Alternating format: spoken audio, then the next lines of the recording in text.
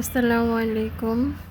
বৃষ্টি শুরু হচ্ছে, একভাবে বৃষ্টি থামছেই না, এই আসছেই যাচ্ছে বৃষ্টি। তার মাঝখান দিয়ে তো আমাদের দুলাভাই আমাদের দেশকে ভালোবেসে ফারাক্কাবাদ খুলে দিল।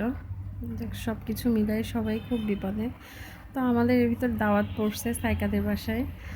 তো সাইকার হঠাৎ করে ফোন দিয়ে বলতেছে, খালামণি তোমরা কালকে আসো। পরে সাইকার আম্মু বললো, পরে তো গেলাম সকালবেলা ওকে স্কুল থেকে নিয়ে এসে। যদি মন মেজাজ কারোরই ভালো নেই, সবার মনের ভিতরে একটা কেমন কষ্ট কষ্ট কাজ করছে। এখন দেশটাকে না সবাই সবার নিজের মতো করে ভালোবাসছে, আর ঠিক এর কারণে দেশের খারাপ দেখলে কেউ ভালো থাকতে পারছে না।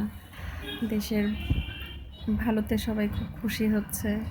সব কিছু মিলেই সব কিছুর পরিস্থিতির ভিতর দিয়েই সবাই এখন নিজেকে আর কি নিজে নিজের মতো করে চায় যে দেশের জন্য ভালো কিছু করুক, বিপদে পাশে থাকুক, খারাপ সময় পাশে থাকুক, এরকম আনন্দটা ওরকম উপভোগ করুক। তো এই জামাটা বন্যাপু আমাকে আর ফিমাকে দিছিল, একসাথে পরা হয়নি, আজকেই ফার্স্ট পরা হয়েছে। আমি পরছি অনেকদিন।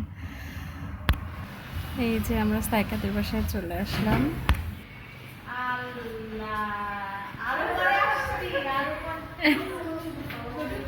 ছোট তো আসে নাই। আচ্ছা আচ্ছা আচ্ছা।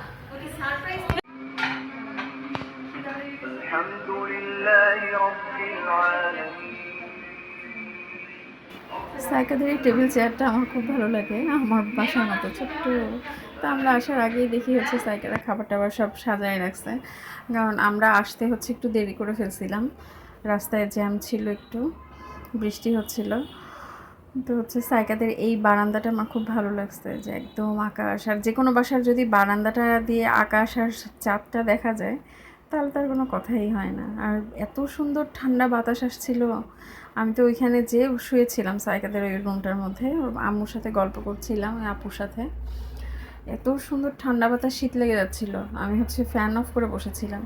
তো সাইকার ওই বাসাটা ছেড়ে দিয়ে যে এই বাসাটায় উঠবে, এটা ওই বাসার থেকে এই বাসাটা বড়। তা এটা আবার একটু দূরে। তো ফিমা আবার বলছে, সাইকা তোর সাথে আমার ব্রেকআপ। মাঝে মধ্যে আর কি ফিমা সাইকাদের বাসায় যেত, তো এখন এই বাসাটা একটু দূরে হয়ে যায়, এর জন্য ফিমা বলতেছে, সাইকা তোর সাথে আমার ব্রেকআপ হয়ে যাবে।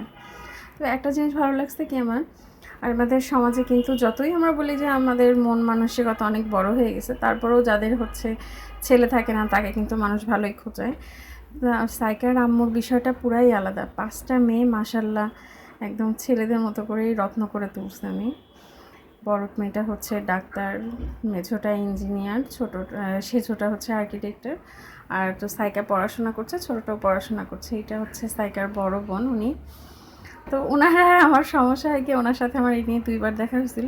সেদিন দেখা হয়নি, আমি ওনাকে আন্টি বলতে যে বারবার আপু চলে আসে। কারণ ফিমা বান্ধবীর বোন, কি বলবো, কিন্তু সে আমার বয়সী। এই যে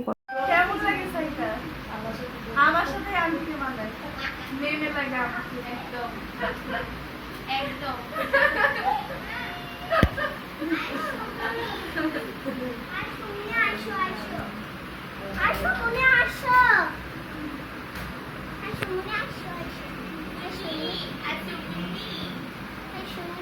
এই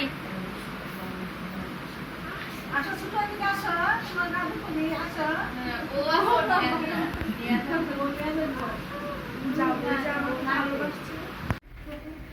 আসো আসো, আমি পড়াই দিচ্ছি।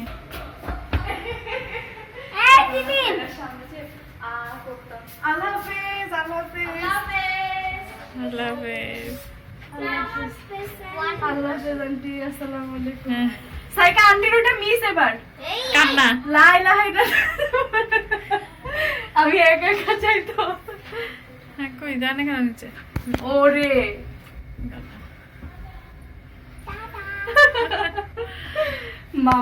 আমরা সেদিন সাইকাদের বাসা থেকে বিকেলে রওনা দিচ্ছি। আস্তে আস্তে মাগরিবের প্রায় এশারের সময় হয়ে গেছে, এশারের নামাজের রক্তে চলে আসছি।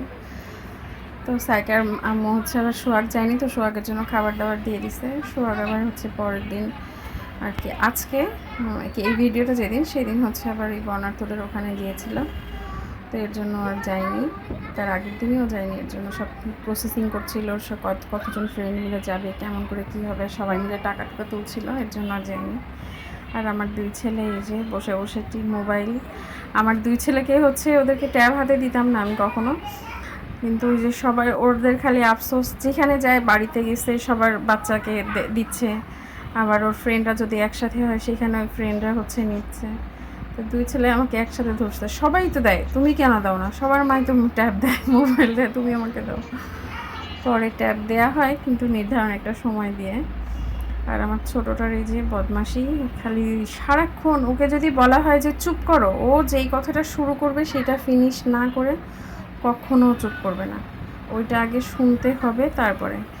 আর আমাকে এই যে কীভাবে ও হচ্ছে বিগ লাভ দেয়, এইভাবে করে লাভটা হাতে করে নিয়ে ছড়াই নিয়ে মাথার উপর হাতটা তুলে দিয়ে বলে এটা হচ্ছে বিগ লাভ, এই যে এটা বলে বিগ লাভ। তো সবাই ভালো থাকবেন, সুস্থ থাকবেন, আল্লাহ হাফেজ।